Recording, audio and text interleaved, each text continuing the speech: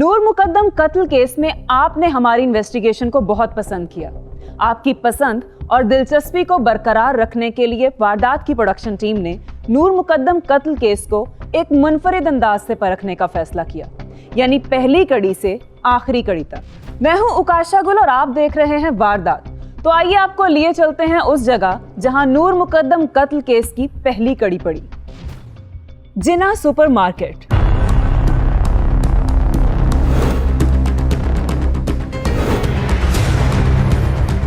इस्लामाबाद की ये वो मशहूर मारूफ मार्केट है जहां ज्यादातर सिर्फ एलीट क्लास ही घूमती है। 18 जुलाई की रात नूर मुकद्दम भी यहां शॉपिंग के लिए आई। बहुत शॉकिंग है कि ऐसी चीज़ें सोसाइटी में हो रही है और बहुत सारे सिचुएशंस में होती रहती है और बहुत सारे केसेस होते हैं ऐसे, और वो अच्छा है कि वो हाईलाइट हो गया है और इतनी बड़ी जगह पर पहुंच गया। ये केस जो है हमारी अदलिया और हमारे कानून और प्रेजेंट गवर्नमेंट की जो है ना रिप्रेजेंटेशन है एक तरह की, ये उनको रिप्रेजेंट कर रही है कि उनकी परफॉर्मेंस क्या है। जो लोग भी इसमें इन्वॉल्व हैं उनको सज़ा होनी चाहिए। जस्टिस का एक लॉ का अपना तरीका है, तो आई एम होपफुल कि उसे सज़ा मिलेगी। इनके वालिदैन की तरबियत ऐसी थी जो इस तरह हुआ, ऐसा नहीं होना चाहिए था।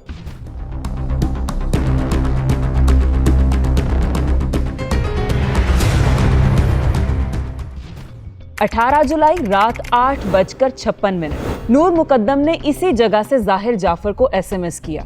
ब्रेकअप के तवील अरसे बाद नूर का ये मैसेज जाहिर तक पहुंचा तो मुलजिम ने नूर को इसका जवाब देने की बजाय उसे फोन कर डाला। दोनों ने ज्यादा देर तक बात नहीं की। चंद मिनट की इस कॉल में न जाने ऐसा क्या था कि नूर यहाँ से निकलकर अगले 25 मिनट में अपने घर नेवल एंकरेज पहुंच गई। ऐसा केस नहीं है जिसमें मुलजिम नहीं मिल रहा है, मुलजिम फरार हो गया। ये मुलजिम सामने खड़ा है और वो पकड़ा गया in front of the dead body और अपने वेपन्स के साथ, ठीक है। तो यहाँ कोई ये शुबे वाली बात नहीं है।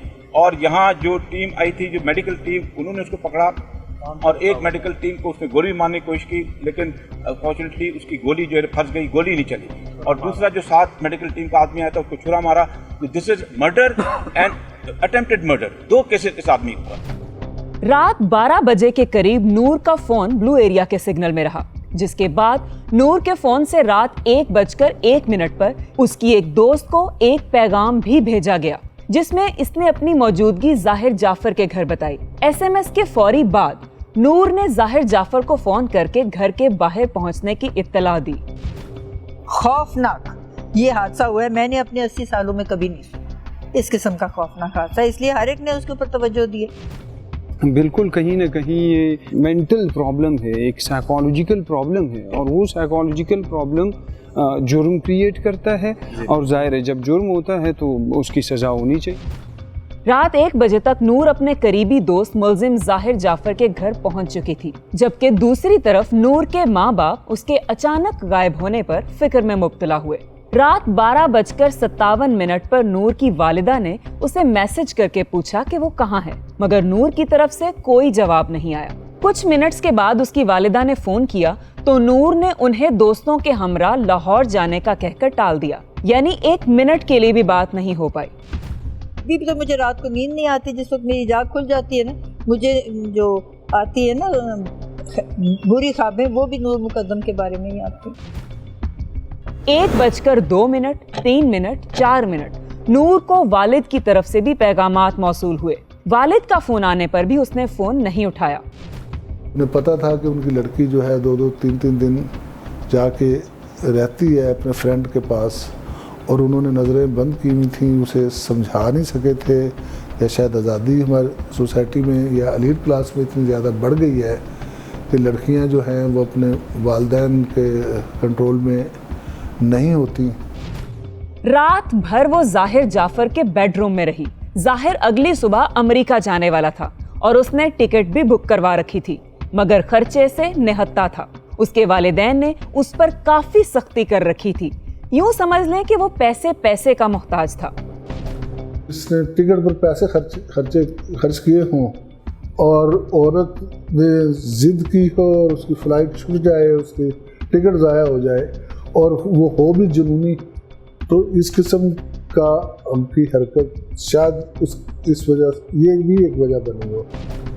ये दोनों इस्लामाबाद एयरपोर्ट के हैं। وہاں پر بھی اس نے نور نے اسسٹ کیا, اس کو روکنے میں کامیاب ہو گئی, اس کو واپس لے آئی, گھر لے آئی. وہاں کا جھگڑا ہوا. پھر پابندیوں سے تنگ ظاہر جعفر کسی صورت بھی فرار کا راستہ ڈھونڈ رہا تھا, جس کے لیے اس نے ایک منصوبہ بنایا. اس نے والدین کے ہمراہ عید پر کراچی جانے سے انکار کر دیا. والدین کو کراچی بھیج کر وہ ہمیشہ کے لیے امریکہ فرار ہونا چاہتا تھا, مگر پیسہ اس کی راہ کی سب سے بڑی رکاوٹ تھا. کیس کی پہلی کڑی یعنی جناح سپر مارکیٹ سے بھیجا گیا میسج. نور کے میسج کو دیکھ کر ظاہر کو فوری طور پر اپنی رقم کا بندوبست ہوتے نظر آیا. وہ اپنے اور نور کے تعلقات کی نوعیت کو اچھی طرح جانتا تھا, اسی لیے اس نے جواباً میسج کی بجائے کال کرنا مناسب سمجھا. رات بھر ملزم نور کو اپنی مشکلات سے آگاہ کرتا رہا اور اس سے کچھ رقم کے بندوبست کا کہا. اسی لیے ہی نور کا ڈرائیور اگلی صبح 3 لاکھ لیے ظاہر کے دروازے پر کھڑا تھا. رقم ہاتھ میں آتے ہی ملزم ظاہر جعفر نے نور سے تیور بدل لیے, کیونکہ ملک سے فرار ہونے کے لیے اس کی بنیادی رقم کا بندوبست ہو چکا تھا. نور اس کے ساتھ رات بھر رک چکی تھی اور اس سے زیادہ شاید وہ چاہتا بھی نہیں تھا.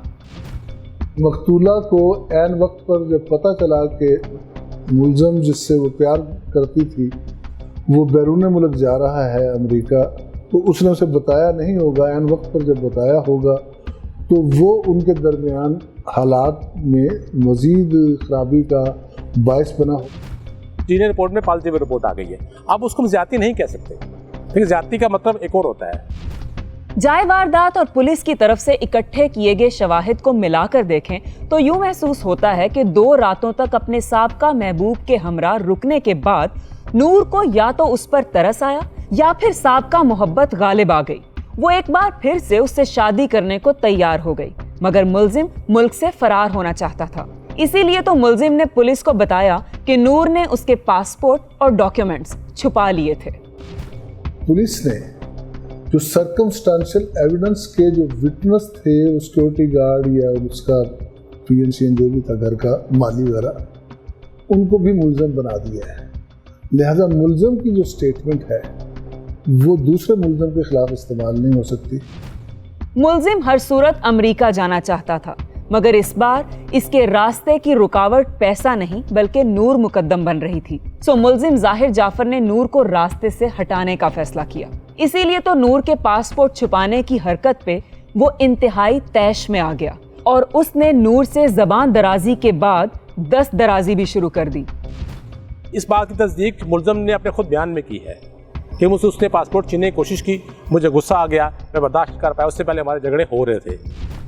20 جولائی ملزم ظاہر جعفر کا فون ریکارڈ گواہ ہے کہ نور کے قتل سے پہلے اور بعد میں اس کے فون سے درجن سے زائد لوگوں کو 49 کالز آئیں اور گئیں. زیادہ تر وہ اپنی ماں اور باپ کے ساتھ رابطے میں تھا. کال ریکارڈز کے مطابق 2:30 منٹ, 3:30 منٹ اور 6:30 پر اس نے اپنی والدہ سے کل ملا کر گھنٹہ بھر باتیں کی.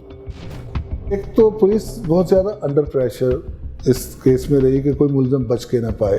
پولیس نے حتیٰ کہ اس کے والدین کو بھی پھنسا لیا, اس کی والدہ کو بھی پھنسا لیا, وہ جو تھراپی والے تھے ان کو بھی رکھ لیا. تو میرا خیال ہے کہ اتنے زیادہ ملزموں کو رکھنے کی بجائے انہیں فوکس کرنا چاہیے تھا مین ملزم کی طرف. ملزم اپنے والد سے بھی رابطے میں رہا جو کافی حد تک صورتحال سے آگاہ بھی تھے, مگر انہوں نے قانون پر بھروسہ کرنے کی بجائے اپنی دولت پر بھروسہ کیا اور تھراپی سینٹر والوں کو صورتحال سنبھالنے کا مطالبہ کیا. اس کی چیکرڈ ہسٹری ضرور تھی اور اس کا ڈرنکنگ پیٹرن اور پارٹی پیٹرن وہی تمام یہ جو رچی رچ اس شہر کے ہیں اس کا تھا.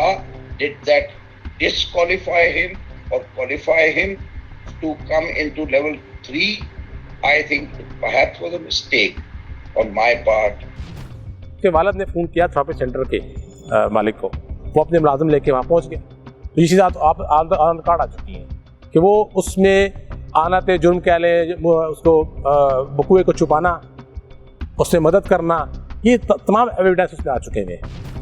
فون ریکارڈ سے واضح ہے کہ ملزم نے 20 جولائی کے روز صبح 11 بجے کے قریب نور سے اس کا فون چھین لیا اس سے قبل 10:43 پر نور نے اپنی زندگی کی آخری کال اپنی والدہ کو ملائی تھی، جس کے مطابق 3 منٹ تک ان کی آپس میں بات ہوئی۔ اس کال کے دوران نور نے اپنی موجودگی لاہور میں ظاہر کی۔ نور کا فون چھن جانا اس بات کی دلیل ہے کہ دونوں کے درمیان تنازع شروع ہو چکا تھا۔ ملزم نور سے جان چھڑوانا چاہتا تھا، اسی لیے اس نے نور سے اس کا موبائل چھینا اور اس کے موجودہ بوائے فرینڈ کے میسیجز اور تصاویر کو لے کر ایک طوفان شروع کر دیا اور اسے بے وفائی کے طعنے مارنا شروع کر دیے۔ لیکن جواباً نور نے بھی ظاہر کے کرتوت کو لے کر اسے آئینہ دکھانے کی کوشش کی، جس پر جھگڑا طول پکڑ گیا۔ دوپہر 12 بجے تک ظاہر نے نور کو راستے سے ہٹانے کا فیصلہ کر لیا تھا۔ اس نے اس سے اچانک معافیاں مانگنا شروع کر دی۔ یوں 1 بجے تک سب کچھ نارمل ہو گیا اور دونوں نے مل کے سٹیکس کھائے۔ اب ایک طرف نور پیار کی غلط فہمی میں مبتلا تھی تو دوسری طرف ظاہر اسے قتل کرنے کا راستہ کھوج رہا تھا۔ دونوں ابھی کھانے میں ہی مصروف تھے کہ ان میں پاسپورٹ کو لے کر دوبارہ جھگڑا شروع ہو گیا۔ اس بار ملزم ظاہر نے جسمانی تشدد سے ابتدا کی۔ ہاتھا پائی میں نور نے بھی جوابی وار کیے، جس پر ملزم بھڑک اٹھا اور اسی تیش میں اس نے اپنے سوئس چاقو سے نور پر حملہ کرنے کی کوشش کی، جس کے جواب میں نور جان بچانے کے لیے ٹیرس کی طرف بھاگی اور بالائی منزل سے نیچے چھلانگ لگا دی۔ خان صاحب نے تصدیق کر بھی دی ہے کہ ہمیں شور کی آوازیں آتی نہیں، بلکہ مالی نے جو ابھی 3 دن پہلے گرفتار ہوا ہے اس نے بھی تصدیق کی ہے کہ اس واقعے سے پہلے جھگڑا ہوا ہے، شور ہمیں سنائی دیتا رہا ہے، اور جب وہ اوپر سے چھلانگ لگائی ہے فرسٹ فلور سے اس نے، تو وہ گری بھی وہاں پر جہاں پر یہ مالی موجود تھا۔ نور کو واپس بالائی منزل پر لا کر ملزم نے تمام دروازے لاک کر لیے اور اسے پاسپورٹ واپس کرنے کو کہا۔ نور مسلسل انکار کرتی رہی۔ ملزم نے اسے ٹارچر کرنے کے لیے اس پر سوئس چاقو سے وار کیے۔ جنہوں نے دیکھا کہ لڑکی بھاگ رہی ہے جان بچانے کے لیے اور چھلانگ لگاتی ہے اور پھر پکڑ کے لے جاتا ہے، تو ان کو یا تو ابھی بھی سٹیج ہے کہ اپروور بنائے یا ان میں سے کسی کو بے گناہ کر دے اور اس کا 164 کا بیان کروا لے کہ واقعی میں نے دیکھا، تاکہ کم سے کم اگر ہمارے پاس کوئی عینی شاہد نہیں ہے تو ہمارے پاس یہ واقعاتی شہادت یا سرکمسٹانشل ایویڈنس آ جائے تاکہ وہ کیپٹل پنشمنٹ سے نہ بچ پائے۔ تشدد بھی ہوتا ہے، عورتوں پہ بے شمار ہوتا ہے، ان کو مارا بھی جاتا ہے، ان کے ساتھ زیادتی بھی ہوتی ہے۔ وہ اتنی زیادہ جو اس کی سیویرٹی ہے نا، جس طرح نور مقدم کے کیس میں ہوئی ہے، میں نے نہیں دیکھی، نہ سنی نہ دیکھی۔ خود کو بچانے کی کوشش میں نہتی نور کچھ بھی کرتی تو ملزم ایک اور وار کر ڈالتا۔ یوں تقریباً 1.5 گھنٹے کے دوران اس نے نور پر 15 کے قریب وار کیے۔ جسم سے زیادہ خون بہہ جانے کے باعث نور بے ہوش ہو کر گر گئی۔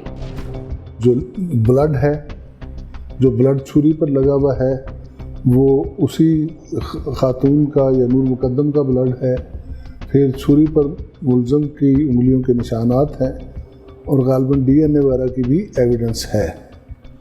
اب عینی شاہد اس میں کوئی نہیں ہے۔